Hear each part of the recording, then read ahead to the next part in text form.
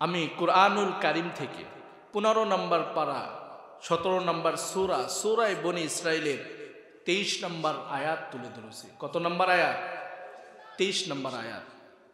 এই 23 নম্বর আয়াতের মধ্যে আল্লাহ রাব্বুল আলামিন দুনিয়ার মধ্যে সবচেয়ে বড় দুটি হক, এই বড় দুটি হক সম্পর্কে আলোচনা করেছেন। আমাদের জানা দরকার এবং মাহফিলের কমিটির পক্ষ থেকে আমাকে নির্ধারণ করে দেওয়া হয়েছে এই দুটি হক আলোচনা করতে, বুঝেছেন? এজন্য অল্প সময়ে এই দুটি হক আলোচনা করে এ থেকে শিক্ষণীয় বিষয় আমরা নিয়ে বাড়ি যাব ইনশাআল্লাহ।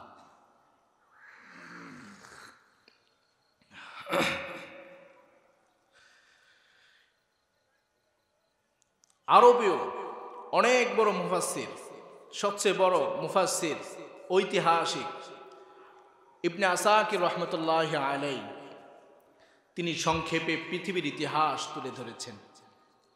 আদম আলাইহিস সালাতু ওয়াস সালাম থেকে আজ পর্যন্ত পৃথিবীর বয়স কত হয়েছে সেটা তিনি উল্লেখ করেছেন। আমি এই ইতিহাসটা সংক্ষেপে তুলে ধরে আমি আমার মূল আলোচনায় চলে যাব ইনশাআল্লাহ। আদম আলাইহিস সালাতু ওয়াস সালাম তিনি পৃথিবীতে আসছেন, নির্দিষ্ট একটা সময় পর্যন্ত অবস্থান করেছেন, আবার পৃথিবী থেকে চলে গেছেন। কোথায় গেছেন? অন্ধকার কবরে মাটির নিচে। কোথায় গেছেন? অন্ধকার করে মাটির নিচে চলে গেছেন। তো আদম আলাইহিস সালাতু ওয়াস সালাম তিনি পৃথিবী থেকে চলে যাওয়ার পর প্রায় 1200 বছর পর, কত বছর? 1200 বছর পর হযরত নূহ আলাইহিস সালাতু ওয়াস সালাম পৃথিবীতে আগমন করেন। হযরত নূহ আলাইহিস সালাতু ওয়াস সালাম নির্দিষ্ট একটা সময় পর্যন্ত অবস্থান করেন, এরপর তিনিও এই পৃথিবী থেকে চলে যান। হযরত নূহ আলাইহিস সালাতু ওয়াস সালাম পৃথিবী থেকে চলে যাওয়ার পরে 1142 বছর, কত বছর? কথা বলেন, কথা বললে মজা পাবেন। কত বছর? 1142 বছর পর হযরত ইব্রাহিম আলাইহিস সালাতু ওয়াস সালাম পৃথিবীতে আসেন। হযরত ইব্রাহিম আলাইহিস সালাতু ওয়াস সালাম তিনি নির্দিষ্ট একটা সময় পর্যন্ত পৃথিবীতে অবস্থান করেন। এরপর ইব্রাহিম আলাইহিস সালাতু ওয়াস সালাম তিনি চিরবিদায়ী অন্ধকার কবরে চলে যান। ইব্রাহিম আলাইহিস সালাতু ওয়াস সালাম চলে যাওয়ার পরে 565 বছর পর হযরত মুসা আলাইহিস সালাতু ওয়াস সালাম পৃথিবীতে আগমন করেন। কয়শো বছর পরে? 565। মুসা আলাইহিস সালাতু ওয়াস সালাম পৃথিবীতে নির্দিষ্ট একটা সময় থাকার পরে তিনিও চিরবিদায়ী অন্ধকার কবরে চলে যান। তো মুসা আলাইহিস সালাতু ওয়াস সালামের পরে 569 বছর পরে হযরত দাউদ আলাইহিস সালাতু ওয়াস সালাম পৃথিবীতে আগমন করেন। কত বছর পরে? 569 বছর পর দাউদ আলাইহিস সালাতু ওয়াস সালাম নির্দিষ্ট একটা সময় পর্যন্ত অবস্থান করেন, এরপর তিনি পৃথিবী থেকে চিরবিদায়ী অন্ধকার কবরে চলে যান। দাউদ আলাইহিস সালাতু ওয়াস সালামের পরে 1356 বছর পর, কত বছর পর? 1356 বছর পর হযরত ঈসা আলাইহিস সালাতু ওয়াস সালাম পৃথিবীতে আগমন করেন। তিনি নির্দিষ্ট একটা সময় পর্যন্ত অবস্থান করেন, এরপর তিনিও এই পৃথিবী থেকে চিরকালের জন্য বিদায়। ঈসা আলাইহিস সালাতু ওয়াস সালাম পৃথিবী থেকে চলে যাওয়ার পরে 600 বছর পর, কয়শো বছর পর? 600 বছর পর সর্বশেষ নবী হযরত মুহাম্মদ সাল্লাল্লাহু আলাইহি ওয়াসাল্লাম তিনি পৃথিবীতে আগমন করেন।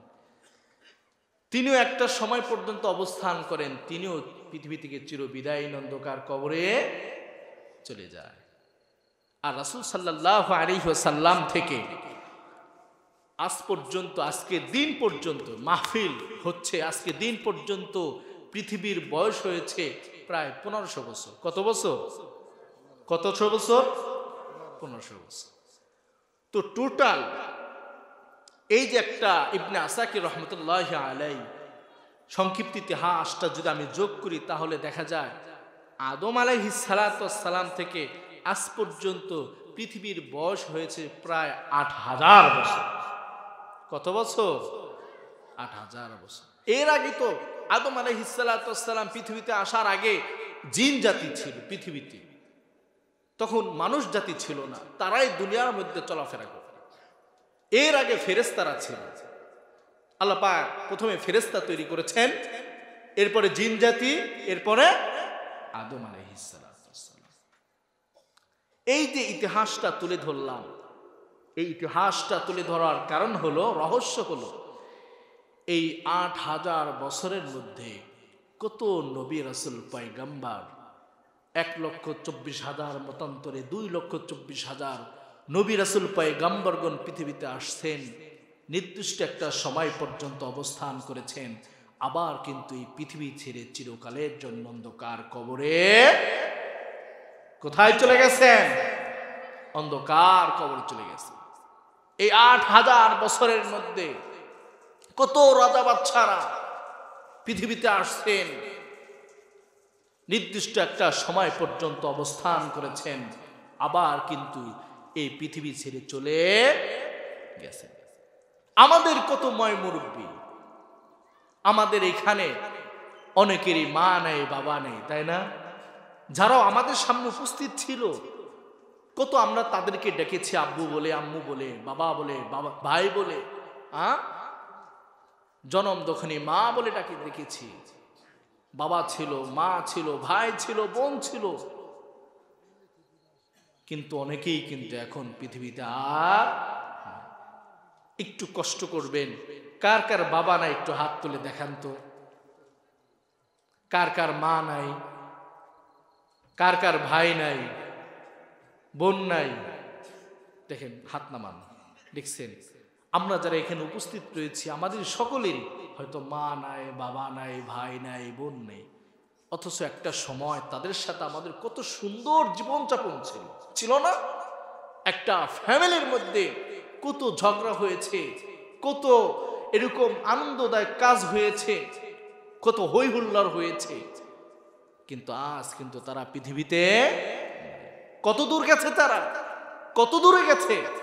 মাত্র ৩.৫ হাত মাটির নিচে গেছে। আগে আমরা কত ডেকেছি আম্মু, আব্বু, ভাইয়া, দাদা, দাদি, নানা, নানি, আজ তাদেরকে ডেকলে আর পাই না, তাই না? কোথায় গেছে? মাত্র ৩.৫ হাত মাটির নিচে গেছে। এখন যদি আমি কবরের পাশে গিয়ে ডাক দিই, আব্বু ওঠো, আম্মু ওঠো, ভাই ওঠো, দাদা ওঠো, দাদি ওঠো, নানা ওঠো, নানি ওঠো, দুনিয়ার মধ্যে তোমাদেরকে আমি কত ডাকে ডেকেছি, আমার ডাকে তোমরা সাড়া দিয়েছো, তোমাদের কাছে কত আবদার করেছি, সব আবদার পূরণ করেছো, কিন্তু আজকে তোমাকে ডাকি, কেন তোমরা ওঠো না? এইভাবে বলতে থাকেন, তারা উত্তর দিবে? কবরওয়ালারা উত্তর দিবে? উত্তর দিবে না। শুধু চোখ দিয়ে আমার আপনার পানি ঝরবে, তাই না? যে কিছুদিন আগেও আমার মা ছিল, কিছুদিন আগেও আমার বাবা ছিল, কিছুদিন আগে আমার ভাই ছিল, নানা ছিল, নানি ছিল, দাদা ছিল, দাদি ছিল, যাদের সাথে আমি কত দুষ্টুমি করেছি, তারা আমাকে কত আদর করেছে, কত আবদার করেছি, কখনো না করে পকেটে টাকা নাই, হাওলাত করে নিয়ে আসছে। নিজের কাছে টাকা নাই, দেখা গেছে অল্প টাকা আছে বাজারের জন্য, দেখা যায় বাজারটা কমিয়ে নাতির জন্য, ছেলের জন্য আলাদা কিছু নিয়ে আসছে, আসে না? সেই মায়া মহব্বত কোথায় চলে গেছে? এখন আমরা যারা এখানে রয়েছি, একদিন আমরা ছিলাম না, এখন থেকে ১০০ বছর আগে কেউই ছিলাম না। কেউ ছিলাম এখানে? আমরা যে এখানে আছি, এখন আছি, আবার ১০০ বছর পরে কি আমরা এখানে কেউ থাকবো? কেউ থাকবো? কেউই থাকবো না। এটা হলো সামনাসামনি প্রমাণ। আল্লাহ তাআলা সে বলে আমাদের যে এই দুনিয়া ছেড়ে চলে যেতে হবে, এটাই হলো বাস্তব প্রমাণ। আর এর চেয়ে বড় প্রমাণ হলো কোরআন। বড় প্রমাণ কি? মুসলমান বন্ধুরা আমার, আল্লাহ রাব্বুল আলামিন এই মৃত্যু সম্পর্কে কোরআনের মধ্যে বলেছেন, কুল্লু নাফসিন যায়িকাতুল মাউত, আল্লাহ রাব্বুল আলামিন কোরআনের মধ্যে বলেছেন প্রত্যেক প্রাণীরই মৃত্যু স্বাদ গ্রহণ করতে হবে, প্রত্যেক প্রাণীর মৃত্যু স্বাদ গ্রহণ করতে হবে। এর থেকে কেউই রক্ষা পাবে না। কেউ রক্ষা পাবে? কেউই না। এমনকি আশ্চর্যের বিষয় হলো, যিনি আমাদের জানটা কবজ করেন, ফেরেশতার নাম কি? ফেরেশতার নাম কি? একটা সময় তিনি নিজে নিজের জানটা কবজ করবেন। আশ্চর্যের বিষয়। মুসলমান বন্ধুরা আমার, কিয়ামতের আগ মুহূর্তে যখন সমস্ত প্রাণের যখন জান কবজ করা হবে, আল্লাহ রাব্বুল আলামিন আজরাইলকে বলবে, ও আজরাইল, দুনিয়ার মধ্যে মা ইয়াবকা, আর কে বাকি রয়েছে? আজরাইলকে বলবে, আজরাইল মা ইয়াবকা, তুমি কি পুরো পৃথিবীর প্রাণীদের জান কবজ করে নিয়েছো? আর কেউ বাকি রয়েছে? আজরাইল আলাইহিস সালাতু ওয়াস সালাম বলবে, ইয়া রাব্বুল আলামিন, পৃথিবীতে কোনো প্রাণী বাকি রাখি নাই, সব প্রাণীদের জান আমি কবজ করে নিয়েছি। এখন শুধু 4 জন ফেরেশতা বাকি রয়েছে। কয়জন ফেরেশতা? 4 জন বড় বড় ফেরেশতা। হযরত জিবরাইল আলাইহিস সালাতু ওয়াস সালাম, হযরত মিকাইল আলাইহিস সালাতু ওয়াস সালাম, হযরত ইসরাফিল আলাইহিস সালাতু ওয়াস সালাম এবং আমি নিজেই আজরাইল আলাইহিস সালাতু ওয়াস সালাম। 4 জন বাকি রয়েছে। এবার আল্লাহ পাক আজরাইলকে আদেশ করবেন, আজরাইল যাও, ইযহাব, যাও, অমুক ফেরেশতার কাছে চলে যাও এবং তার জানটা সুন্দর করে কবজ করে নিয়ে আসো। আজরাইল আলাইহিস সালাতু ওয়াস সালাম আল্লাহ তাআলার আদেশ পেয়ে সাথে সাথে জিবরাইল আমিন আলাইহিস সালাতু ওয়াস সালামের জানটা কবজ করে নিয়ে আসবে। এবার আল্লাহ পাক আমার জিজ্ঞেস করবে আজরাইলকে, মা ইয়াবকা, আর কে বাকি রয়েছে? আজরাইল আলাইহিস সালাতু ওয়াস সালাম বলবে, ইয়া রাব্বুল আলামিন, আর বাকির মধ্যে হযরত মিকাইল আলাইহিস সালাতু ওয়াস সালাম এবং ইসরাফিল আলাইহিস সালাতু ওয়াস সালাম বাকি রয়েছে। আল্লাহ রাব্বুল আলামিন বলবে, ইযহাব, যাও, যারা বাকি রয়েছে ওই সমস্ত ফেরেশতাদের জানগুলো কবজ করে নিয়ে আসো। আজরাইল আলাইহিস সালাতু ওয়াস সালাম এবার গিয়ে হযরত মিকাইল আলাইহিস সালাতু ওয়াস সালামের জানটা কবজ করে নিয়ে আসবে। আল্লাহ রাব্বুল আলামিন পুনরায় আবার বলবে, ও আজরাইল, আর কে বাকি রয়েছে? এবার আজরাইল বলবে, আর ইসরাফিল। এবার গিয়ে ইসরাফিল আলাইহিস সালাতু ওয়াস সালামের জানটাও কবজ করে নিয়ে আসবে। এবার আল্লাহ রাব্বুল আলামিন বলবেন, মা ইয়াবকা, আর কে বাকি রয়েছে? আজরাইল আলাইহিস সালাতু ওয়াস সালাম বলবে, ইয়া রাব্বুল আলামিন, এখন পৃথিবীর মধ্যে আমি ছাড়া আর কেউ বাকি। আল্লাহ পাক বলবে, আজরাইল, এবার তুমি তোমার নিজের জানটা কবজ করো। কি বলবে? তুমি তোমার নিজের জানটা কবজ করো। মুহতারামা হাজিরিন, তাফসীরের মধ্যে আসছে, আজরাইল আলাইহিস সালাতু ওয়াস সালাম যখন নিজের জানটা কবজ করবেন, এই জানটা কবজ করার সময় এত কষ্ট হবে, এত কষ্ট হবে, কষ্টের ব্যথা এমন ভাবে যখন চিৎকার দিবে, তখন আজরাইল আলাইহিস সালাতু ওয়াস সালাম কঠিন ভাবে চিৎকার দিবে। কি হবে? নষ্ট হতেছে, চিৎকার দিবে। আজরাইল আলাইহিস সালাতু ওয়াস সালাম যখন নিজের জানটা কবজ করবেন, এত কষ্ট হবে, তিনি চিৎকার দিবেন। কি দিবেন? চিৎকার দিবেন। এই চিৎকার এতটা ভয়ঙ্কর হবে, এতটা ভয়ঙ্কর হবে, তাফসীরের মধ্যে আসছে, ওই সময় যদি পৃথিবীর মধ্যে যদি কোনো প্রাণী থাকতো, সকলের কর্ণকহর ফেটে সাথে সাথে মৃত্যুবরণ করত। এবার আজরাইল আলাইহিস সালাতু ওয়াস সালাম আল্লাহর কাছে কান্না করে আর বলে, ইয়া রাব্বুল আলামিন, সারা জীবন আমি সমস্ত প্রাণীদের জান কবজ করেছি, আমি যদি জানতাম শেষ সময় এসে আমি আজরাইলের নিজের জান নিজের কবজ করতে হবে, তাহলে এই দায়িত্ব আমি কোশ্চিন কালেও নিতাম না। আমার নিজের জানটা নিজের কবজ করতে হবে, যদি এটা জানতাম, তাহলে আমি এই দায়িত্ব থেকে সব সময় পানাহ চাইতাম, আল্লাহর কাছে মাফ চাইতাম, আল্লাহ এই দায়িত্ব আমাকে দিয়ে। তাহলে বোঝা গেল আল্লাহ রাব্বুল আলামিন বলেছেন, কুল্লু নাফসিন যায়কাতুল মাউত, প্রত্যেক প্রাণীর মৃত্যু স্বাদ গ্রহণ করতে হবে, এর থেকে রেহাই পাওয়া যাবে না। এই ব্যাপারে আল্লাহ রাব্বুল আলামিন কোরআনে অন্য আয়াতে বলেছেন, قل إن الموت الذي تفرون منه فإنه ملاقيكم আল্লাহ রাব্বুল আলামিন কোরআনের মধ্যে বলেন কুল হে নবী আপনি বলেন ইন্নাল মাউতাল্লাযী তাফিরুনা মিনহু যে তোমরা মৃত্যু থেকে যে পলায়ন করতেছো পলায়ন করে কোনো লাভ হবে না ফাইন্নাহু মুলাকিকুম মৃত্যু অবশ্যই তোমাদের সাথে সাক্ষাৎ করবে এই মৃত্যু সম্পর্কে আল্লাহ রাব্বুল আলামিন কোরআনে অন্য আয়াতে বলেছেন কি বলেছেন যে কুল ইন্নাল মাউতাল্লাযী তাফিরুনা মিনহু ফাইন্নাহু মুলাকিকুম যে তোমরা যে মৃত্যু থেকে পলায়ন করতেছো কোথায় পলায়ন করবা পৃথিবীর বাইরে যাওয়ার কোনো ব্যবস্থা আছে পৃথিবীর ভিতরেই তো থাকতে হবে এর বাইরে যাওয়া যাবে না সুতরাং মৃত্যু থেকে পলায়ন করো কোন লাভ হবে না সুন্দর একটা ঘটনা শুনে ইসরায়েল একটা ঘটনা আমরা সকলেই জানি যে সুলাইমান আলাইহিস সালাতু ওয়াস সালাম তিনি বাদশা ছিলেন তাই না জেনে নেন পুরো পৃথিবী 4 জন ব্যক্তি শাসন করেছেন পুরো পৃথিবী 4 জন ব্যক্তি শাসন করেছেন এর মধ্যে 2 জন হলো কাফের আর 2 জন হলো ঈমানওয়ালা মুমিন বুঝছেন এই কাফেরদের মধ্যে একজন হলো নমরুদ আর একজন হলো বখতেনসর আর মুমিন 2 জনদের মধ্যে যারা পুরো পৃথিবী শাসন করেছেন এদের মধ্যে একজন হলো যুলকারনাইন আলাইহিস সালাতু ওয়াস সালাম আর একজন হলো সুলাইমান আলাইহিস সালাতু ওয়াস সালাম আমরা সকলেই জানি যে সুলাইমান আলাইহিস সালাতু ওয়াস সালামের সিংহাসন ছিল না ছিল সেই সিংহাসন মধ্যে মানুষ থাকতো ফেরেশতা থাকতো জিন থাকতো সব থাকতো তার সিংহাসনের মধ্যে কি সবকিছুই থাকতো একবার সুলাইমান আলাইহিস সালাতু ওয়াস সালাম তিনি সিংহাসনে বসে আছেন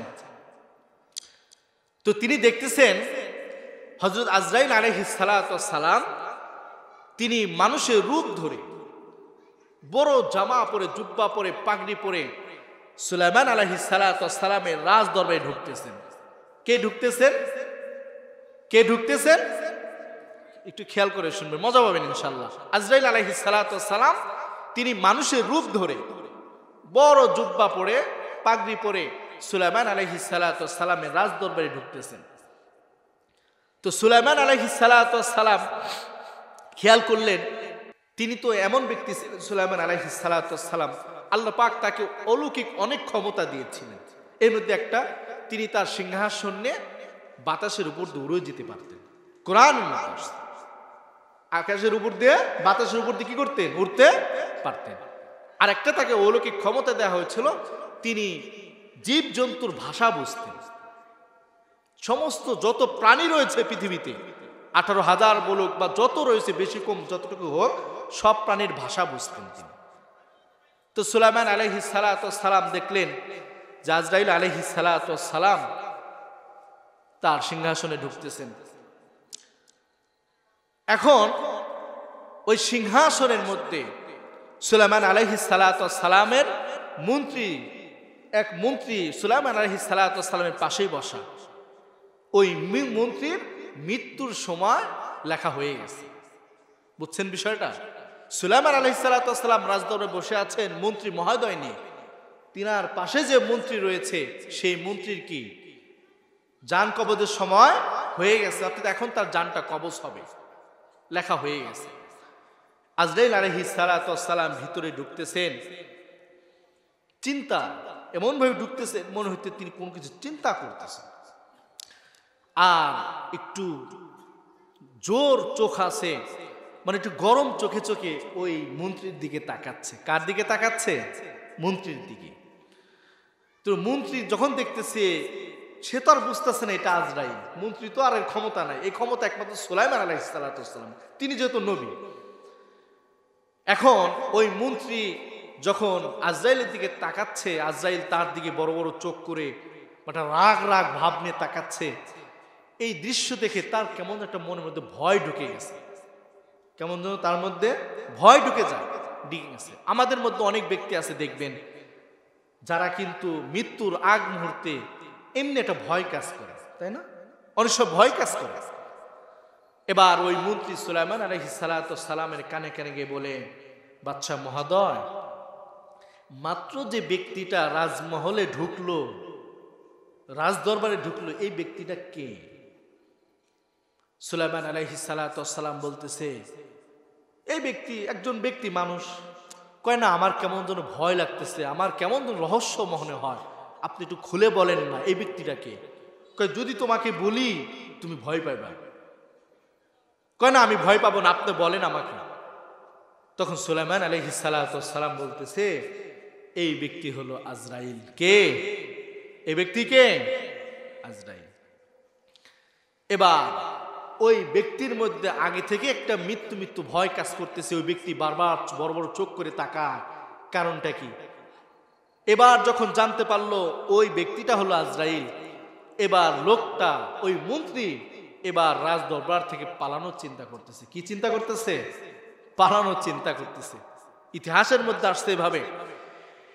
এবার ওই মন্ত্রী সুলাইমান আলাইহিস সালামকে বললেন, বাদশাহ মহোদয়, আমার এখানে থাকতে ভয় হচ্ছে, আমি আর এখানে থাকতে পারবো না, দয়া করে আপনি আমাকে হিন্দুস্তানের সবচেয়ে বড়, সবচেয়ে শেষে যে পর্বত রয়েছে, যেখানে কেউ যেতে পারে না, এমন একটা পর্বতে আপনি আমাকে রেখে আসেন, আবার একটু পরে নিয়ে আসবেন। ওই ব্যক্তি বলল, এবার বলেন তো, একজন মন্ত্রী যদি বাদশার কাছে, প্রধানমন্ত্রীর কাছে এমন একটা বিষয় আবদার করলো যেটা প্রধানমন্ত্রী পারে, সেটা কি না করবে? বলেন, সাধারণত না করবে? না করবে না। বলবে আমারই মন্ত্রী সাধারণ একটা বিষয় চেয়েছে, আমি ইচ্ছা করলেই পারি, যাক দিয়ে দিই তার খুশির জন্য। এবং সুলাইমান আলাইহিস সালাম তিনি ওই ব্যক্তিকে বাহিরে নিয়ে গেলেন। ওই মন্ত্রীকে বাহিরে নিয়ে যাওয়ার পর এবার বাতাসকে আদেশ করলেন, ও বাতাস, আমার এই মন্ত্রীকে হিন্দুস্তানের সবচেয়ে যে পর্বত রয়েছে সেখানে রেখে আসো, আবার একটু পরে যখন আমি বলবো তখন নিয়ে আসবা। বাতাস আদেশ পেয়ে ওই মন্ত্রীকে শেষ প্রান্তে গিয়ে কি করলেন? হিন্দুস্তানের সে পর্বতে রেখে আসলেন। সুলাইমান আলাইহিস সালাম তার মন্ত্রীকে সেই পর্বতে দেওয়ার আদেশ করে রাজদরবারে ঢুকছে, ঢুকে দেখে আজরাইল। ঢুকে দেখে কি? আজরাইল। সুলাইমান আলাইহিস সালাম চিন্তায় পড়ে গেলেন, আসলে রহস্যটা কি? অবশ্যই একটা রহস্যের বিষয়, কারণ যখনই আজরাইল মানুষের রূপে ঢুকেছে, কেমন চিন্তিত ভাব, আবার হুট করে চলে গেল আমাকে না বলে, বুঝতে পারতেছে না রহস্যটা কি। মুহতারামা হাজিরিন, সুলাইমান আলাইহিস সালাম রহস্য উদ্ঘাটন করার চেষ্টা করলেন। কিছুক্ষণ পর দেখলেন আজরাইল আলাইহিস সালাম আবার রাজদরবারে ঢুকতেছেন। আজরাইল আলাইহিস সালাম যখন কাছে কাছে আসছেন, এবার সুলাইমান আলাইহিস সালাম জিজ্ঞাসা করলেন, ও আজরাইল, তুমি যখন প্রথমে ঢুকলা তোমাকে মনে হলো চিন্তিত, আবার হুট করে তুমি কোথায় গেছিলা আমাকে না বলে? আমি তো কিছুই বুঝলাম না, রহস্যটা কি? তুমি কি রহস্যটা বলতে পারো, উদ্ঘাটন করতে পারো? এবার আজরাইল আলাইহিস সালাম বলে, বাদশাহ মহোদয় শোনেন, আল্লাহ রাব্বুল আলামিন আপনার এই মন্ত্রীর জানটা লিখে রেখেছেন হিন্দুস্তানের ওই পর্বতের মধ্যে, কিন্তু আপনার মন্ত্রী বসে রয়েছে এখানে। আমি চিন্তায় পড়ে গেছি, তার জানটা আমি কিভাবে কবজ করি। আমি চিন্তায় পড়ে গেছি যে আমি কিভাবে তার জানটা কবজ করি, কারণ আল্লাহ পাক তার জানটা লিখে রেখেছেন হিন্দুস্তানের সেই পর্বতের মধ্যে, আর ওই ব্যক্তি বসে রয়েছে আপনার পাশে। আমি তো এখানে তার জানটা কবজ করতে পারি না, আমার তো এখানের আদেশ হয় নাই, আমার আদেশ হয়েছে ওইখানের। এই জন্য আমি চিন্তায় পড়ে গেছিলাম যে কি করব, আমি কিভাবে তার জানটা কবজ করব। তো মুহূর্তের মধ্যে দেখি আল্লাহ পাক তাকে ওইখানে নিয়ে গেছে। আমি মাত্র আজরাইল সেই হিন্দুস্তানে সেই পর্বতে গিয়ে তার জানটা কবজ করে আমি মাত্র আবার রাজ দরবারে ঢুকলাম। আল্লাহু আকবার বলবেন না? এই ঘটনা কেন উল্লেখ করলাম? ওই কোরআনের আয়াতকে কেন্দ্র করে আল্লাহ তাআলা যে বলেছেন, কুল ইন্নাল মাউতাল্লাযী তাফিররুনা মিনহু ফাইন্নাহু মুলাকীকুম। আল্লাহ রাব্বুল আলামিন কোরআনের মধ্যে বলেন, হে নবী আপনি বলেন, তোমরা মৃত্যু থেকে কোথায় পলায়ন করতেছো? মৃত্যু থেকে পলায়ন করে কোনো লাভ হবে না। যখন সময় হবে, যেখানে সময় হবে সেখানেই তোমাদের জান কবজ করা হবে। এটাই হলো তার প্রমাণ। এই রাজদরবার দরবার থেকে পলায়ন করে কোনো লাভ হয়েছে? লাভ হয়নি, বরং জায়গা মতো চলে গেছে। মুআজ্জাজ হাজিরিন, আল্লাহ রাব্বুল আলামিন এই মৃত্যু সম্পর্কে কোরআনের অন্য আয়াতে ইরশাদ করেছেন, আইনামা তাকুনু ইউদরিকুমুল মাউতু ওয়ালাউ কুনতুম ফি বুরুজিম মুশাইয়াদা।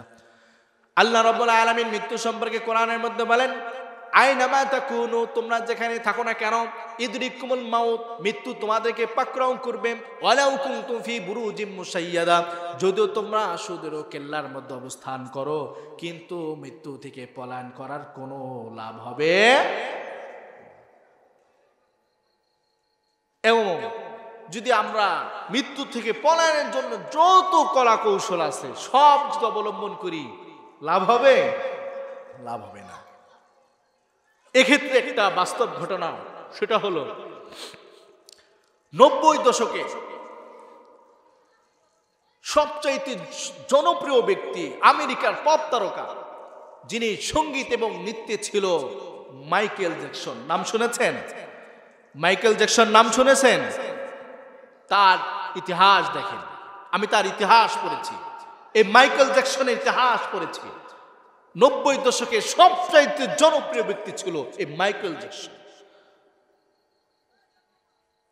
এই মাইকেল জ্যাকসনের জনপ্রিয়তা, টাকা পয়সা, গাড়ি বাড়ি, নারী, কোনো কিছুর অভাব ছিল না।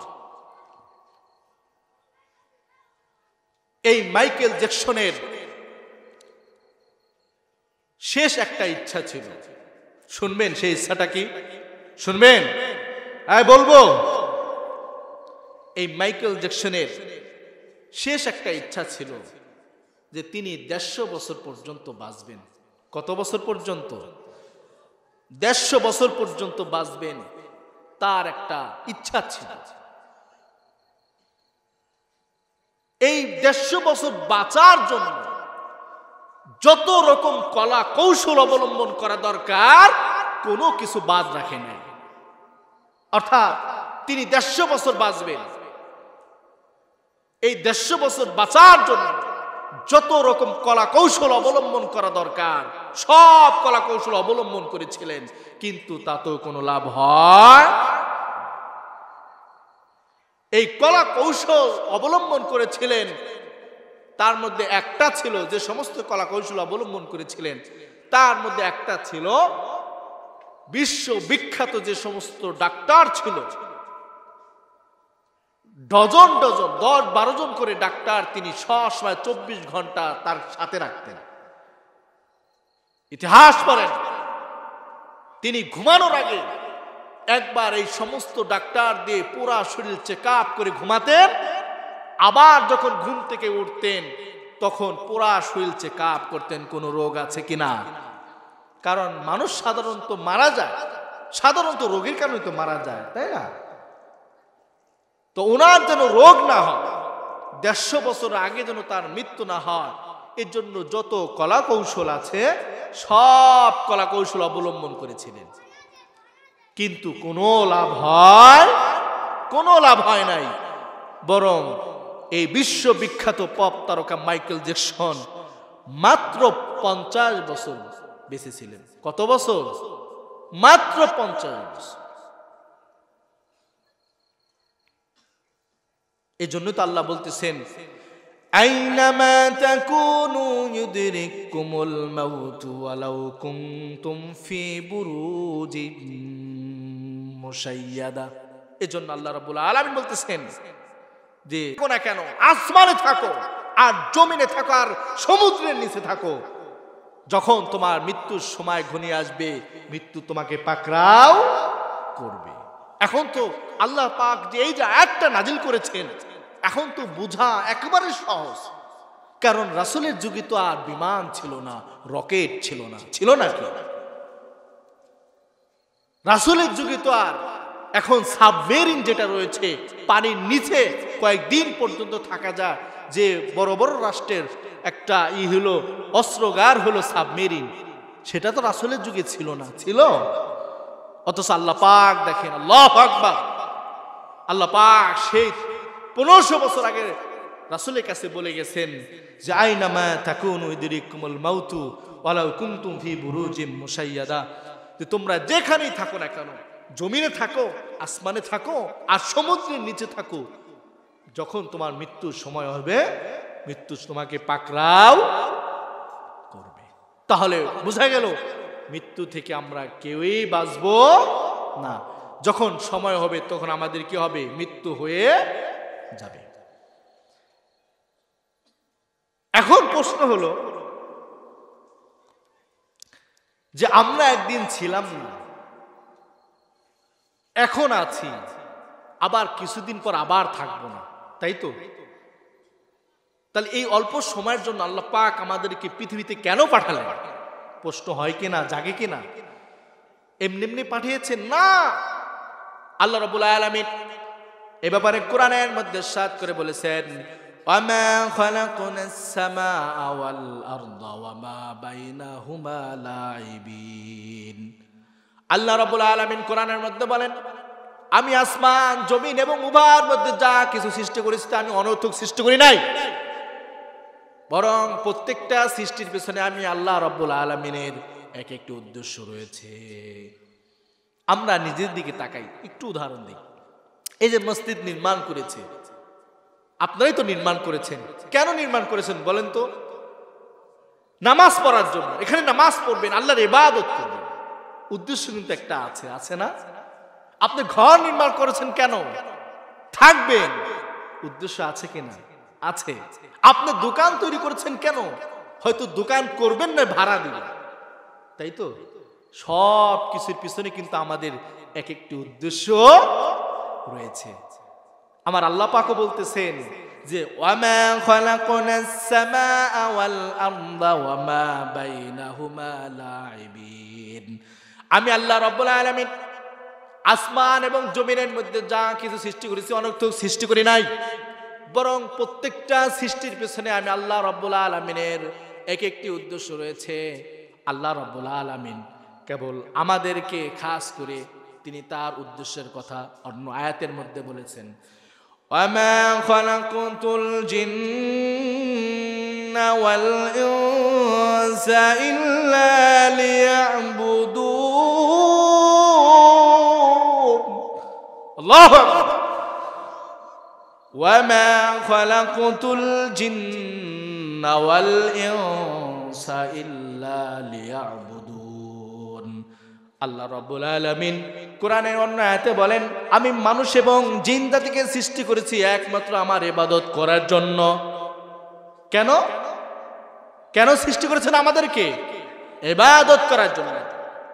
আল্লাহ পাক বলতেছেন, ও বান্দারা শোনো, আমি তোমাদেরকে পৃথিবীতে এমনি এমনি পাঠাই নাই, বরং তোমাদেরকে পৃথিবীতে পাঠানোর আমার একটি উদ্দেশ্য রয়েছে।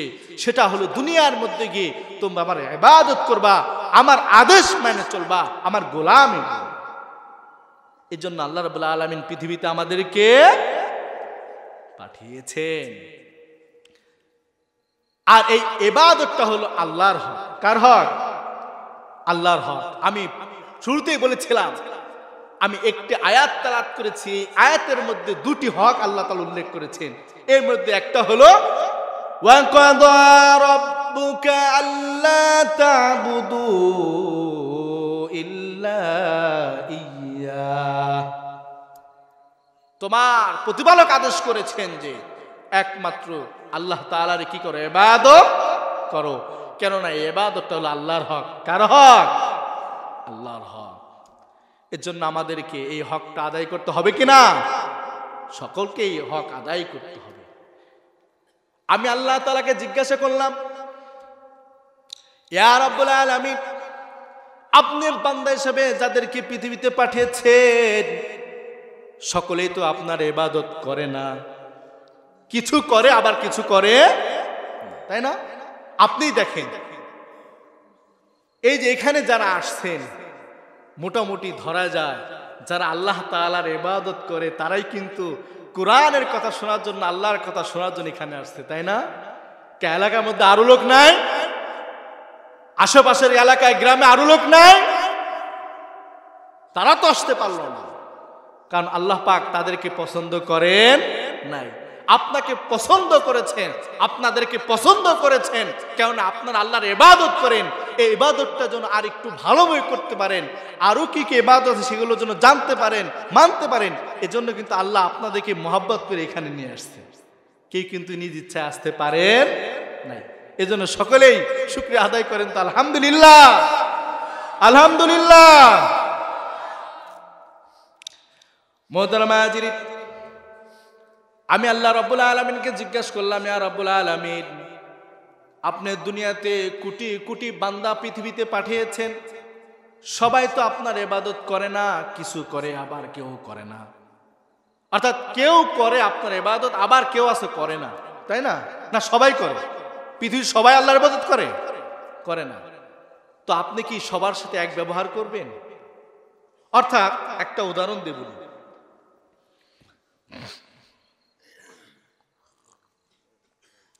আমাদের ফ্যামিলিতে যদি 5টা ছেলে থাকে, কয়টা ছেলে থাকে? 5টা ছেলে থাকে। এই 5টা ছেলের মধ্যে 3 জন চাকরি করে আর 2 জন চাকরি করে না, কিংবা 4 জন চাকরি করে, 1 জন চাকরি করে না। এখন 4 ছেলে চাকরি করে বাড়িতে টাকা পাঠায়, 1 ছেলে চাকরিও করে না, কিছুই করে না, খালি খায়। এখন তো বলেন তো, ওই বাপ মা কি যে 4 জন ছেলে চাকরি করে তারাই বাদ দিব, না ওই একজনের দইরা সবাইরই দিব? বলেন তো কোনটা করব? হ্যাঁ, সবাইরই দিব, তাই না? কারণ ওই একটা ছেলে যে চাকরি করতেছে না, ওরে কিন্তু এমন না যে ওরে খাবার দিব না, তুই না খাই মর, এমনটা কেউ করবে? কেন করবে না? কারণ মা বাবা তা তো মহব্বত করে, তাই না? এই মা বাবা থেকে আল্লাহ তাআলা কিন্তু তার বান্দাদেরকে কোটি কোটি গুণ বেশি মহব্বত করে। কথা বলেন ঠিক কিনা? এই জন্য আমি আল্লাহকে জিজ্ঞাসা করলাম, আল্লাহ, পৃথিবীতে এই যে বান্দা পাঠাইছো, শুনছি হাদিসের মধ্যে আসছে মা বাবা তার সন্তানদের যত মহব্বত করে তার চেয়ে তুমি বেশি মহব্বত করো। তো 4 জন ছেলে চাকরি করলে, 1 জন যদি নাও করে, মা বাবা কিন্তু 5 জনের খাবার দেবে। আমাগো জমানাতে এমন সময়, এমন সবাই তো আর আপনার ইবাদত করে না, চাকরি করে না। কেউ চাকরি করে আপনার, আবার কেউ করে না। তাই বলে কি আপনি সবাইরে ভাত দিবেন? আল্লাহ কি কয় জানেন? না, এক্ষেত্রে আল্লাহ পাক শক্ত। কিভাবে? এই ব্যাপারে আল্লাহ রাব্বুল আলামিন কোরআনে অন্য আয়াতে বলেছেন, أم حسب الذين اجترحوا السيئات أن نجعلهم كالذين آمنوا وعملوا الصالحات سواء محياهم ومماتهم ساء ما يحكمون। আল্লাহ রাব্বুল আলামিন কোরআনের মধ্যে বলতেছেন, যারা আমার ইবাদত করে আর যারা করে না, যারা ঈমান এনেছে আমার ইবাদত করে, আর যারা ঈমান আনে নাই কিংবা আমার ইবাদত করে না, তারা কি ধারণা করে আমি উভয়ের সাথে এক ব্যবহার করব? আল্লাহ পাক বলেন, না, সাওয়া মাহইয়াহুম ওয়া মামাতুহুম সাআ মা ইয়াহকুমুন, বরং আমি জীবন এবং মৃত্যুর দিক দিয়ে 2 জনের সাথে 2 রকম ব্যবহার করব। ধরা খাইছেন নি? ধরা খাইছেন? মা বাবা তো দয়া করে, কিন্তু এর চাইতে বেশি দয়া করে আল্লাহ। তারপরে এখানে পার্থক্য কেন করতেছেন? কারণ দেখেন না, আমার আপনার জন্য বাকি 18,000 মাখলুকাত যদি হয়, আমরা এক নামা মাখলুক, তাই না?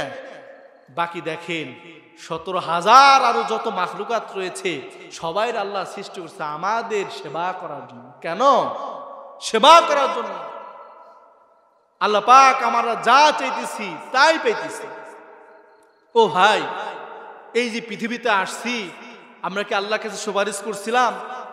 এই যে আমাদের মধ্যে অনেক ভাই অন্ধ, অনেকের হাত নাই, পা নাই, আছে না? আছে কি না?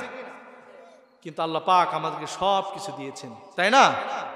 আমরা কি আল্লাহর কাছে সুপারিশ করছিলাম, আল্লাহ আমার চোখ দিন, হাত দিন, মাথা দিন, পাও দিন, কোনো কিছু কিন্তু রাইখে দিন না? কেউ সুপারিশ করছিলাম? আল্লাহ তাআলা অনুগ্রহ করে আমাদেরকে এই নিয়ামতগুলো দিছে, তাই না? আল্লাহ পাকের নিয়ামত ভক্ষণ করে আল্লাহ পাকের একটু ইবাদত করব, কি সমস্যা আমাদের বলেন? আল্লাহ পাকের সব নিয়ামত ভোগ করে একটু ইবাদত 24 ঘন্টার মধ্যে দেখেন না কতটুকু সময় আমরা আল্লাহ পাকে ইবাদত চেয়েছে আমার কাছে, একটু এটুকু যদি না করি রাগ হয় না? আপনারা এখানে অনেকে ব্যক্তি আছেন যারা ক্ষেত কামারে কাজ করেন বা কামলা নেন। একটা সহজ উদাহরণ দেই, কামলারে নিছেন হইলো খাবার দাবার দেন, টাকা দেন, পোশাক দেন, সব কিছু দেন, তাই না? বিনিময়ে কি করবে? সে খেতে কাজ করবে। যদি খেতে কাজ না করে আপনি কি তার টাকা দিবেন? কেউ আছেন এমন?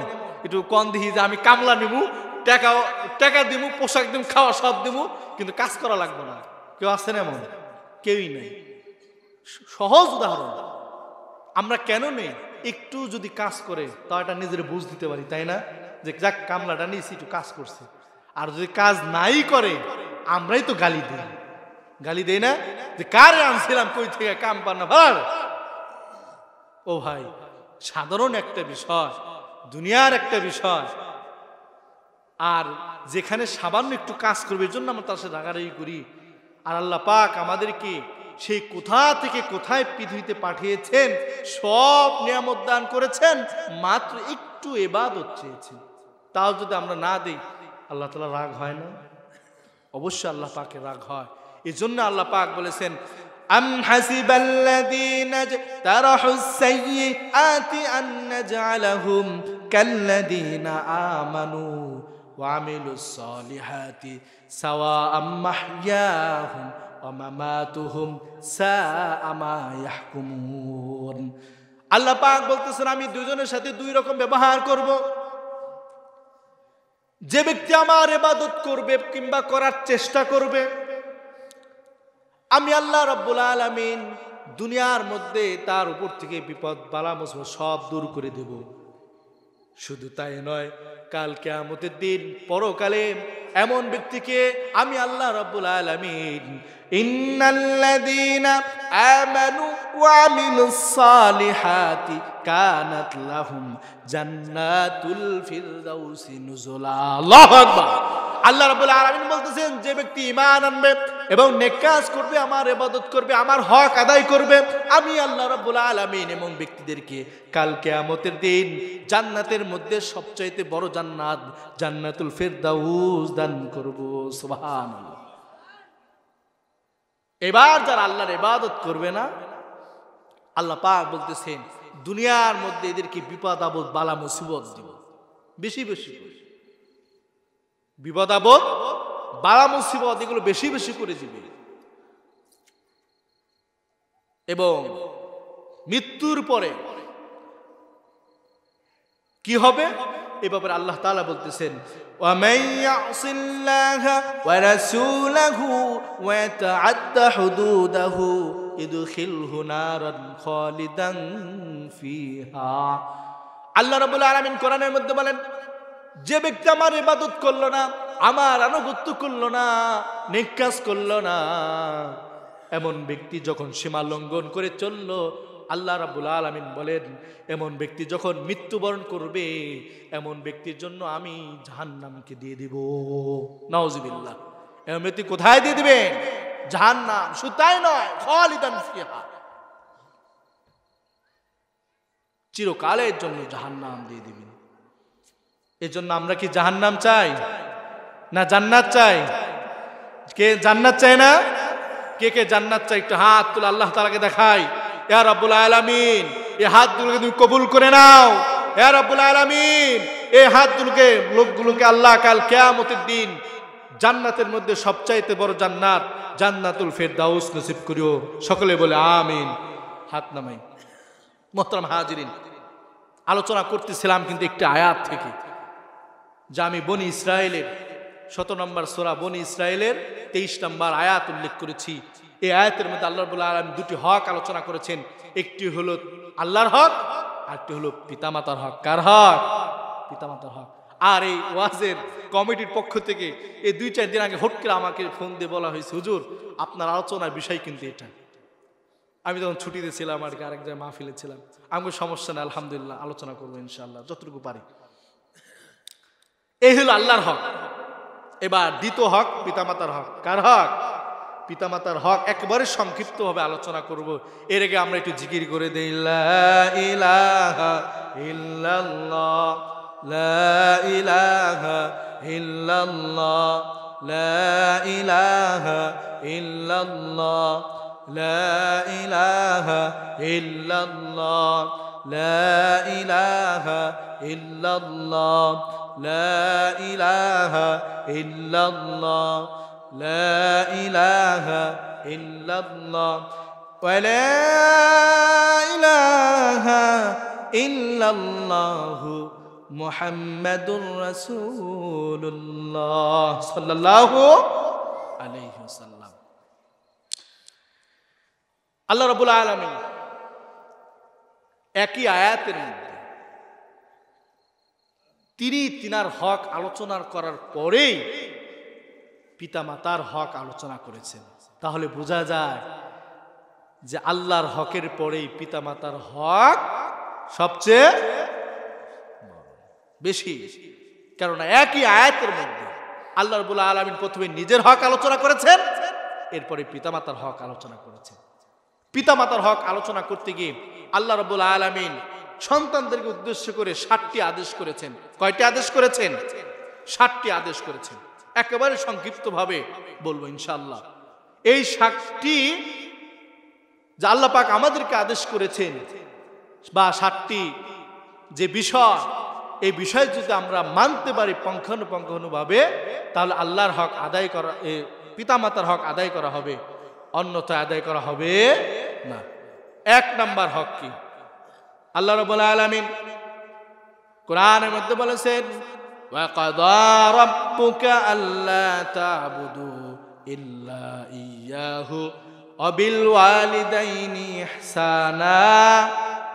আল্লাহ পাক বলেছেন ওয়া বিল ওয়ালিদাইনি ইহসানা। 1 নাম্বার, সবাই মনে রাখবেন, খেয়াল রাখবেন। আল্লাহ পাক বলেছেন 1 নাম্বার যে বিষয় দিয়েছেন, আদেশ করেছেন, 1 নাম্বার হলো সন্তানদের খেয়াল করে যে ওয়াবিল ওয়ালিদাইনি ইহসানা, পিতামাতার সাথে ইহসান করতে হবে। কি করতে হবে? ইহসান। ইহসান আরবি শব্দ। ইহসান ইহসান আরবি শব্দ। ইহসান কি? আরবি শব্দ। এর অর্থ হলো অনুগ্রহ করা, দয়া করা, সৎ ব্যবহার করা। এর ব্যাখ্যায় মুফাসসিরগণ উল্লেখ করেছেন যে ইহসান আসলে কি। আল্লাহ পাক যে বললেন ওয়াবিল ওয়ালিদাইনি ইহসানা, পিতামাতার সাথে ইহসান করো, এই ব্যাপারে আল্লাহ রাব্বুল আলামিন বলেছেন। আর এর ব্যাখ্যায় মুফাসসিরগণ বলেছেন যে ইহসান হলো, অনুগ্রহ হলো, দয়া হলো, ভালো ব্যবহার হলো যে একজন পিতামাতা একটা নবজাতক শিশুকে ছোটবেলা থেকে যেভাবে দয়ার সাথে, মায়ার সাথে, মহব্বতের সাথে লালন পালন করে, ঠিক এমন ভাবে যখন পিতামাতা যখন বৃদ্ধ বয়সে যাবে, বয়স্ক হবে, তখন একজন সন্তানকে কি করতে হবে? ওইরকম ভাবে পিতামাতাকে কি করতে হবে? ছোটবেলায় আমাদের যেভাবে দয়া করেছে, মায়া করেছে, মহব্বত করেছে, ভালো ব্যবহার করেছে, আমাদের কি করতে হবে? তাদের প্রতি দয়া করতে হবে, মায়া করতে হবে, ভালো ব্যবহার করতে হবে। এর ব্যাখ্যায় আরেকজন মুফাসসিরগণ বলেছেন যে ভালো ব্যবহার বলতে পিতামাতা যে প্রয়োজন, আমরা ছোটবেলায় যেমন শিশুকাল যখন থাকি, নবজাতক যখন হই, আমরা কিন্তু কোনো কিছু চাইতে পারি না। চাইতে পারি না? চাওয়ার আগেই কিন্তু মা বাবা আমাদের সব চাওয়া পূরণ করে দিছে না? ভাই দিছে না? আল্লাহ পাক বলতেছেন, মুফাসসিরগণ বলতেছেন ঠিক তেমনি ভাবে পিতামাতা যখন বয়স্ক হয়ে যাবে, মুরব্বী হয়ে যাবে, তখন তাদেরকে ওইভাবে চাওয়ার আগেই সবকিছু তাদের দিতে হবে। স্ত্রীর জন্য একটা পছন্দ করলাম, মা বাবার জন্য আর একটা পছন্দ করলাম। সে পছন্দটা কেমন? মাকে একটা শাড়ি দিলাম, স্ত্রীকে একটা শাড়ি দিলাম, বুঝলেন? স্ত্রীকে দিলাম 10,000 টাকা দামের শাড়ি, মাকে দিলাম 300 টাকা দামের শাড়ি, এর দ্বারা ইহসান হবে? ইহসান হবে না। বরং মুফাসসিরগণ বলেছেন যে স্ত্রীর জন্য, সন্তানের জন্য কাপড় হোক, খাবার হোক, সব কিছুতে যেটা আমি পছন্দ করব, আমার বৃদ্ধ মা বাবার জন্য সেটাই পছন্দ করতে হবে। এটাই হলো ইহসান। 1 নাম্বার। 2 নাম্বার, ইম্মা ইয়াবলুগান্না ইনদাকাল কিবারা আহাদুহুমা আও কিলাহুমা ফালা তাকুল লাহুমা উফ। বর্তমান সময়ের সাথে মিলে যাচ্ছে। আল্লাহ পাক, আল্লাহু আকবার, সেই 1500 বছর আগে আমাদেরকে উদ্দেশ্য করে কোরআনের মধ্যে নাজিল করেছেন, সেটা এখন আমি বাস্তবে দেখতে পাই। 2 নাম্বার আদেশ করেছে, ইম্মা ইয়াবলুগান্না ইনদাকাল কিবারা আহাদুহুমা আও কিলাহুমা ফালা তাকুল লাহুমা উফ। অর্থাৎ তুমি যুবক থাকা অবস্থায় তোমার পিতা মাতার একজন হোক বা দুজন হোক, দুজনে যদি বৃদ্ধ হয়ে যায়, তাহলে তাদের সাথে উফ শব্দ করিও না। এর ব্যাখ্যায় মুফাসসিরগণ বলেছেন, উফ শব্দ দ্বারা হলো বোঝানো হয়েছে যে কিছু কিছু শব্দ যেটা মেজাজটা চওড়া করে দেয়, খারাপ শব্দ বোঝানো হয়েছে। যেমন আমাদের পিতামাতা যখন বৃদ্ধ হয়ে যায়, তখন কিন্তু তারা আবার ছোট পোলামানের মতো যে স্বভাব, সেটা কিন্তু চলে আসে। আসে কি না? একটু বেশি কথা বলবে, একটু বেশি চাবে, একটু বেশি কেঁচামেচি করবে।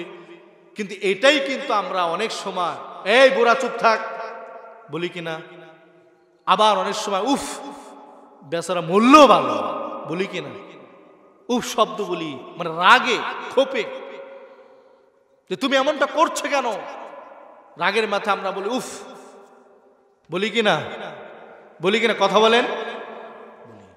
এই উফ শব্দ বলা যাবে না। বরং ছোটবেলায় আমরা বাবা মার কাছে কত আবদার করেছি, কত কিছু চেয়েছি, তারা কিন্তু সব কিছু দেওয়ার চেষ্টা করেছে। এই জন্য বাবা মার দিকে খেয়াল করে যখন তারা বৃদ্ধ বয়স হয়েছে আমাকে কিছু বলবে, তখন আমাকে নম্রতার সাথে শুনতে হবে। যে আবদারগুলো চাবে চেষ্টা করতে হবে তাদের আবদারগুলো পূরণ করতে, কিন্তু উফ বলা যাবে। এবার আল্লাহ রাব্বুল আলামিন 3য় আদেশ করেছেন, উফফিন ওয়ালা তানহারহুমা। এই কাজটা আমাদের সবচেয়ে বেশি হয়। আল্লাহ রাব্বুল আলামিন 3য় আদেশ করেছেন, ওয়ালা তানহারহুমা, পিতা মাতাকে ধমক দেওয়া যাবে। কিন্তু আফসোস, আজকে বর্তমান সময়ের যুবকরা এটা বেশি করে। ধমক তো দেয়, বরং তাদের উপর হাত তোলে, তাদেরকে গালিগালাজ করে, এমনকি ঘর থেকে বের করে দেয়। কথা বলেন ঠিক কিনা? ও যুবক, আজ তুমি যুবক আছো, কাল কিন্তু তুমি বৃদ্ধ হয়ে সাবধান হয়ে যাও। কথিত আছে একবার এক ছেলে তার পিতাকে মারতে মারতে ঘর থেকে বের করে রাস্তা অনেক দূর অতিক্রম করে গেছে। নির্দিষ্ট একটা সময় যাওয়ার পর বলতেছে, বাবা তুই আমাকে এই পর্যন্ত মারতে মারতে আনছোস, এই পর্যন্তই থাক, আর সামনে নিস না, আর সামনে নিস না, তোর ক্ষতি হইব। কারণ হলো আমি তোর দাদাকে মারতে মারতে এই পর্যন্ত এনে, আমি তোমার দাদাকে মারতে মারতে এই পর্যন্ত এনেছিলাম, এই জন্য তুমিও কিন্তু আমাকে মারতে মারতে এই পর্যন্ত আনছো। এর বেশি নিও না, নয়তো কিন্তু তোমার সন্তানও তোমাকে মারতে মারতে এর সাথে বেশি নিয়ে যাবে। ইতিহাস সাক্ষী, ইতিহাস সাক্ষী, যারা দুনিয়ার মধ্যে সুখ শান্তিতে থাকে, যারা দুনিয়ার মধ্যে বড় বড় আলেম হয়েছে, ডাক্তার হয়েছে, ইঞ্জিনিয়ার হয়েছে, এমপি মন্ত্রী হয়েছে, আপনি তাদেরকে জিজ্ঞাসা করেন, দেখবেন অধিকাংশই বলবে আজ তারা যে উপরের দিকে উঠেছে, সব পিছে তাকিয়ে দেখবে যে তার মায়ের দোয়ার বরকতেই উপরে যেতে পেরেছে। কথা বলেন ঠিক কিনা? আবার যারা দেখেন পথে পথে ঘুরতেছে, ভিক্ষা চাচ্ছে, পথে পথে লাঞ্ছিত হচ্ছে, অপদস্থ হচ্ছে, তাদেরকে জিজ্ঞাসা করেন যে এই অবস্থা কেন হচ্ছে তাদের। অবশ্যই বলবে পিছনে তার মায়ের কোনো বদদোয়ার কারণে আজ তার এই অবস্থা। মুহতারাম হাজিরিন, কথাগুলো বলতেছি, এই যে মাত্র কথা বললাম, অবাস্তব কথা, অবাস্তব কথা, বাস্তব কথা। শুধু তাই নয়, প্রত্যেকটা বিষয়ে আমি একটি করে উদাহরণ দেব ইনশাআল্লাহ। দোয়ার বরকতে বলেছি, দোয়ার বরকতে যারা বড় বড় আলেম হয়, জ্ঞানী হয়, বড় বড় হয়, মা বাবার দোয়ার বরকতেই। প্যারা হাজিরিন, আমরা সকলেই পড়েছি বা জেনেছি, যুগশ্রেষ্ঠ একজন মনস্বিজ্ঞানী ব্যক্তি বাইজিদ বুস্তামি রহমতুল্লাহ আলাইহির কথা শুনি নাই? বাইজিদ বুস্তামি রহমতুল্লাহ আলাই যখন ছোট, তিনার মা অসুস্থ, ঘরে পড়ে রয়েছে, অনেক রাত হয়ে গেছে, ঘরের মধ্যে পানি নাই, পানি পান করবে মা। বাইজিদ বুস্তামি রহমতুল্লাহ আলাইকে ডেকে বলল, বাইজিদ বুস্তামি দাঁড়াও, আমার তো পানি পিপাসা লেগেছে, আমার জন্য একটু পানির ব্যবস্থা করো। মা বলেছে পানির কথা। বাইজিদ বুস্তামি রহমতুল্লাহ আলাই রাতের অন্ধকারে উঠে গেছে, আশেপাশে কোথাও পানি নাই। পানির জন্য দৌড়াতে দৌড়াতে দীর্ঘ অনেক পথ হাঁটার পরে একটা জায়গা থেকে একটু পানি পেয়েছে। সেই পানিটা নিয়ে আসতে এসে দেখে তার মা আবার ঘুমিয়ে গেছে। আমরা পড়েছি, সবাই জানি কম বেশি। পানিটা নিয়ে আসছে, আনার পরে দেখে তার মা ঘুমিয়ে গেছে, অসুস্থ মা। এবার কি করবে? মাকে ডাক দিবে যে মা পানি নিয়ে আসছি নাও? তিনি চিন্তা করলেন, আমার মা অসুস্থ মানুষ, দিনে ঘুমাতে পারে নাই, এখন একটু ঘুম হয়েছে, ঘুম আসছে, ঘুমাইতেছে, তা আমি যদি এখন ডাক দেই হয়তো বা মার কষ্ট লাগতে পারে। তিনি পানির পেয়ালাটা নিয়ে সারা রাত মায়ের মাথার শিওরে দাঁড়িয়ে রইলেন। সকালবেলা যখন হয়েছে, মার চোখ খুলে দেখে মার ঘুম ভেঙে গেছে। চোখ খুলে দেখে বাইজিদ বুস্তামি রহমতুল্লাহ আলাই পানি নিয়ে শিওরে দাঁড়িয়ে রয়েছে। মা উঠেই তাকে জড়িয়ে ধরছে, বাবা তুমি ঘুমাও নাই? তখন বাইজিদ বুস্তামি বললেন, মা তুই পানি আনতে বলছো, পানি আনতে গেছিলাম, আশেপাশে কোথাও পাই নাই, অনেক দূর থেকে পানি নিয়ে আসছি, এসে দেখি তুমি ঘুমাই গেছো। এখন আমি চিন্তা করলাম তুমি তো দিনের বেলা ঘুমাইতে পারো না, অসুস্থ মানুষ, এখন যদি তোমাকে ডাক দিই, যদি তুমি কষ্ট পাও, এজন্য আমি বাইজিদ বুস্তামি সারা রাত পানি নিয়ে দাঁড়িয়ে রয়েছি, যে কখন যেন তুমি ঘুম থেকে উঠে আমার কাছে বলবা বাইজিদ পানি দাও, আমি সাথে সাথে তোমার কাছে দিব। এই কথা শোনার পরে বাইজিদ বুস্তামি রহমতুল্লাহ আলাইহির মায়ের চোখ দিয়ে অশ্রু ঝরা শুরু হয়ে গেছে। সাথে সাথে বুকের মধ্যে জড়িয়ে দিয়ে দোয়া করলেন, আল্লাহ আমার বাইজিদকে আপনি যুগ শ্রেষ্ঠ জ্ঞানী হিসেবে কবুল করে। এই বাইজিদ বুস্তামি রহমতুল্লাহ আলাইহি পরবর্তীতে কি হয়েছিলেন? যুগ শ্রেষ্ঠ জ্ঞানী হয়ে। মুহতারাম হাজিরিন, এজন্য বললাম ইতিহাস সাক্ষী, যারাই বড় কিছু হয়েছে অবশ্যই মায়ের দোয়ার বরকতে হয়েছে। আর যারা মায়ের কথা শোনে না, মা বাবার কথা শোনে না, বরং বিরুদ্ধাচরণ করে চলছে, মা বাবাকে কষ্ট দিয়ে চলেছে, এমন ব্যক্তিরা দুনিয়ার মধ্যেও ক্ষতিগ্রস্ত হয়েছে, পরকালেও ক্ষতিগ্রস্ত হয়ে। এখন বলতে পারেন যে কিভাবে? উদাহরণ দেব, হাদিস থেকে রেফারেন্স দিয়ে দেব। প্যারা হাজিরিন,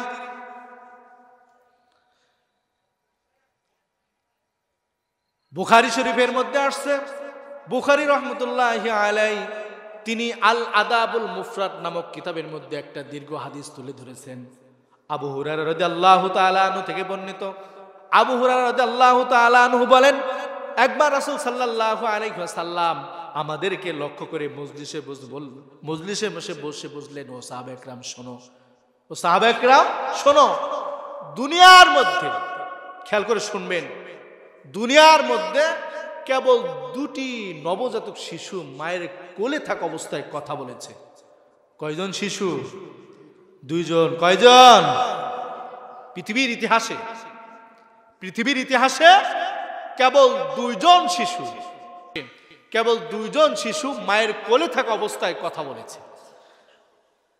তো রাসূল সাল্লাল্লাহু আলাইহি ওয়াসাল্লাম বললেন, একজন হলেন ঈসা আলাইহিস সালাতু ওয়াস সালাম। একজনকে আমরা সকলেই জানি, ঠিক না? ঈসা আলাইহিস সালাতু ওয়াস সালামের কথা। আর একজনকে কেউ জানেন? কেউ জানেন? জানেন না? আমি বলি, আর একজন হলো জুরাইজওয়ালা ব্যক্তি। আর একজনকে জুরাইজওয়ালা ব্যক্তি।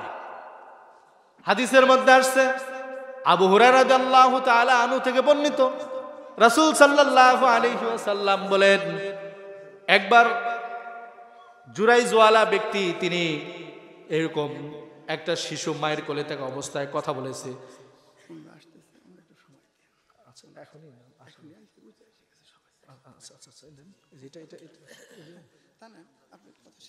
আচ্ছা আচ্ছা, তো দুইজন ব্যক্তি কথা বলেছেন। তো সাহাবা একরাম জিজ্ঞাসা করলেন, ইয়া রাসূলুল্লাহ, ওই জুরাইজওয়ালা ব্যক্তি তার কিভাবে কথা বলেছিলেন? তিনি বললেন যে জুরাইজ একজন আশ্রমগার ধ্যান বুজুর্গওয়ালা ব্যক্তি ছিল। আচ্ছা, ব্যক্তি ছিল। তো তিনি এইরকম তার আশ্রমের পাশেই এক রাখাল বসবাস করত। ওই রাখালের সাথে ওই সমাজের একটা মেয়ের অনৈতিক একটা সম্পর্ক ছিল। তো একবার ওই রাখালের মাধ্যমে একবার জুরাইজওয়ালা ব্যক্তি তিনি এইরকম ইবাদতে মগ্ন ছিলেন।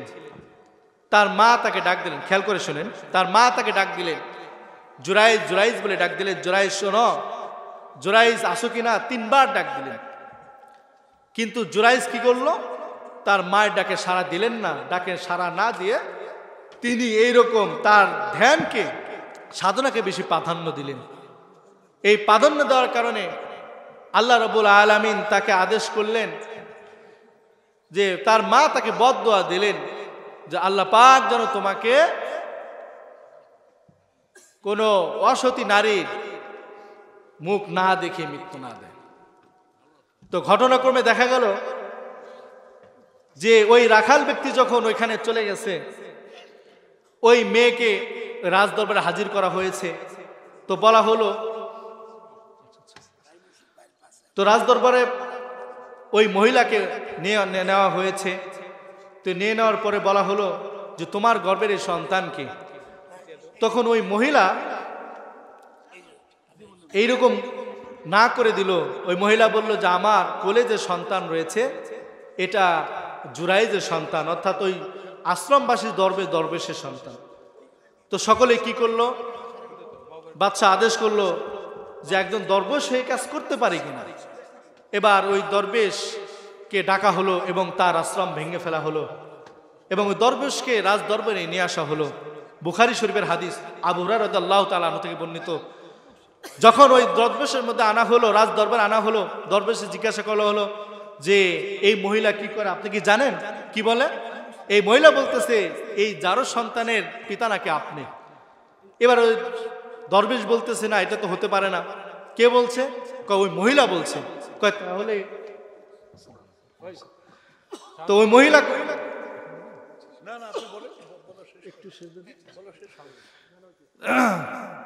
এখন ওই দরবেশওয়ালা ব্যক্তি রাজ দরবারে গেলেন, যাওয়ার পর বললেন যে আমাকে অপবাদ দিলেন কেন? তখন বলতেছে ওই মহিলা আপনার নাম বলতেছে যে যার সন্তানের পিতা নাকি আপনি। তখন জুরাইজ বলল ওই সন্তানকে আমার কাছে ডাকো। ওই সন্তানকে ডাকা হলো, শিশু নবজাতককে, এবং জুরাইজওয়ালা জিজ্ঞাসা করলো, হে নবজাতক শিশু, তুমি উত্তর দাও তোমার পিতাকে। তখন সেই নবজাতক শিশু উত্তর দিল যে আমার পিতা হলো রাখাল। আমার পিতাকে রাখাল, আপনি না। এই যে এই শিক্ষা থেকে, ঘটনা থেকে শিক্ষা হলো মা বাবা যখন যেটা বলবে আমাদেরকে দিনের ক্ষেত্রে সেটা মানতে হবে, তাদের বিরুদ্ধাচরণ করা যাবে না। আল্লাহ আমাদের সকলকে তৌফিক দান, সকলে আমিন। সংক্ষেপে 2-1 মিনিটে আমি আমার বাকি আয়াতগুলো বলে শেষ দিচ্ছি, 2-1 মিনিট ইনশাল্লাহ।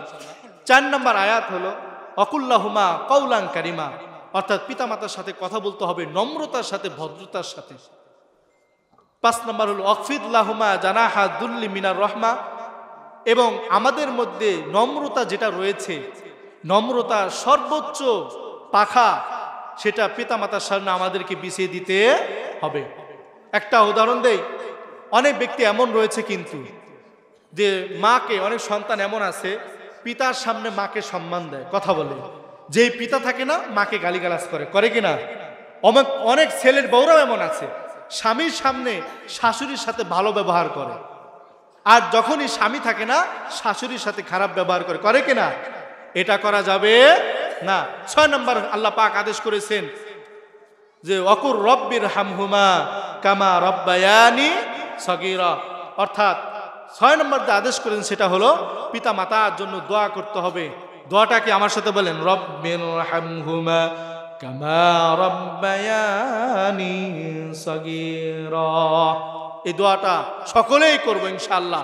যাদের মা বাবা জীবিত রয়েছে তারাও এই দোয়াটা করব নামাজের পরে সব সময়, এবং যাদের মা বাবা চির বিদায় নিয়ে অন্ধকার কবরে চলে গেছে আমরা তাদের জন্য সব সময় এই দোয়াটা নামাজের পরে কিংবা কোনো নেক আমলের পরে এই দোয়াটা পরে তাদের জন্য দোয়া করব, রব্বির হামহুমা কামা রব্বায়ানি সগীরা।